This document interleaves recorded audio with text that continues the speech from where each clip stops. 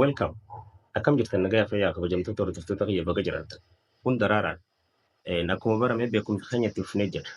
Namootaan qabeenya qaban akkamitti yaadu kan jiru irraa haasofna kutaadhaan har'aaf hanga tokkorraa dubbanna.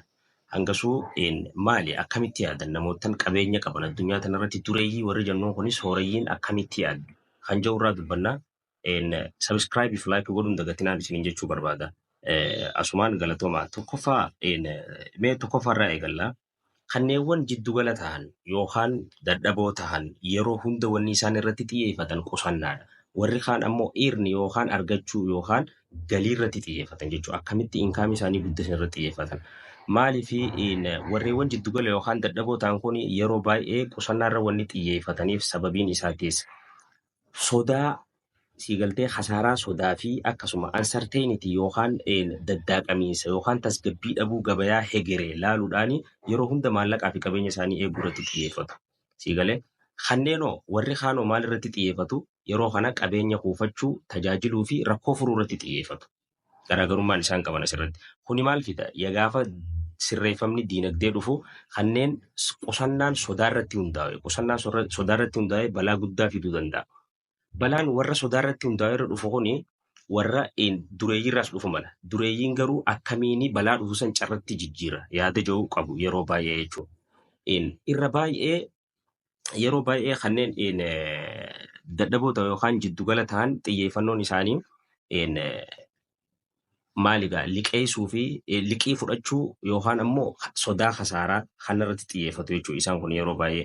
Lammaffaa bira dheena lammaffaan yeroo hunda jiddugaleessi xiyyeeffannoo warri jiddugaleessaa maali?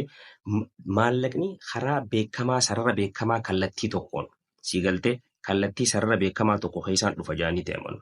Warreewwan kaan ammoo karaa kallattii garaagaraatiin yookaan yaada adda addaatiin kallattii barameen ala dhufa jaanii ta'amanu jechuudha. Kana jechuun maal jechuu beektanii jara keenya kanneen giddugalaa yookaan dadhabootaan yeroo hunda yeroo isaanii maallaqaaf jecha daldalu. Warreewwan yaadni kun maal nama keessatti uuma yaada maal jiru fida yeroo hunda maallaqni kan dhufu kallattiin toora barame tokko qofaanii yaada jiru keessatti uuma jechuudha. Namootaan average yookaan jiddugala ta'an ammoo akkamitti amanu maallaqa kiyya guddifachuu kan hin danda'u sa'a dheertuu hojjechuu ni jeete amana. Warreewwan abbootii qabeenyaa ta'an ammoo dureeyyiin akkamitti yaadu maallaqni guddaan yeroo hunda yaada adda ta'e barbaada. Karaa adda ta'een kallattii barameen ala yaada san barbaada jaanii ta'e amanu jechuudha. Isaan yeroo baay'ee.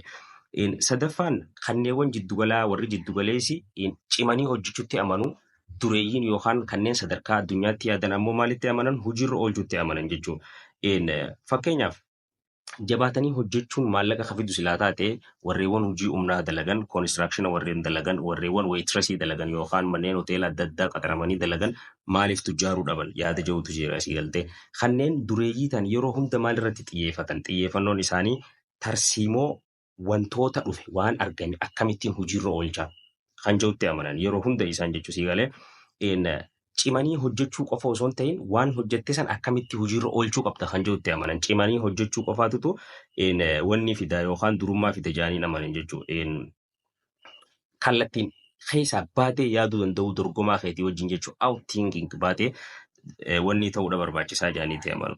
Inni afuraffaan warreewwan jiddugalaa fi dadhaboon yeroo hunda akkamitti yaadu maallaqni madda jallinaa yookaan madda shayxaana hundaati waan jallina hundaati jaanii ta'ama. Kanneewwan sooreyyiinoo akkamitti amanu yeroo baay'ee maddi shayxaanaatii fi maddi waa hundaa miskiinummaadhaa jaanii ta'amanu jechuudha. Fakkeenyaaf kanneen amma maallaqni madda jallinaati yookaan madda shayxaanaati jaamanin yeroo hunda maali? Maybe amantiilee garagaraa especially amma warra baayibili irratti hundaa'eeti wanna kuni amantii garagaraa irratti brain wash yookaan sammuun isaanii maallaqni madda shayxaanaati kan jaamu sammuu isaanii keessatti uumameeti.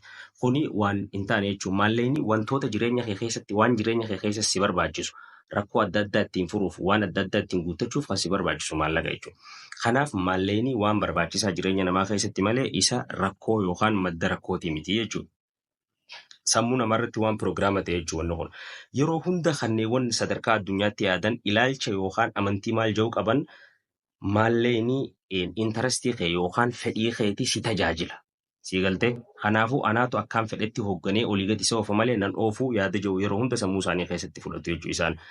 Shanaffaan ammoo warreewwan jiddugala tahanii yeroo hunda qabeenyummaan yookaan tujjaarummaan yookaan sooromuun kuni mirga addaati yookaan carraa namoota tokko namoota hangaweetiif kenname carraadha jedhanii amanu. Sooreyyiin ammoo kanneewwan sadarkaa addunyaa yaadan akkamitti amanu sooromuun yookaan dureessa ta'uun mirga jedhanii amanu jechuudha. Siigaltee asirratti wanni kuni shillimaata yookaan badhaasa namni si kennuu osoo hin ta'in mirga keeti jechuudha siigaltee. Isaanowwan sadarkaa addunyaa irratti sooreyyii gurguddoo ta'an yeroo baay'ee akka isaan itti yaadan vaaliyuu guddaa tokko jechuudha. Vaaliyuu guddaa tokko kireet godhuu danda'u jechuudha siigaltee. Yaada daangaa tarkaanfate siigaltee sodaa takka malee yaada daangaa tarkaanfate uumtee hojjechuudha jedhanii amanu. Har'aaf shana kana qabannee dhufne kutaa lammaffaa sadaffaa hanga kutaa 10-15 waan itti fufu wanni kuni tartiibaan akkana hordoftan kanarra bareechee kanarra tolchee kan inni isin dhiyeessu taha hangasuu subscribe fi like godhuun dagatinaa qophii wal fakkaatu hanga walitti deebinu akkuma amma dura barame peace.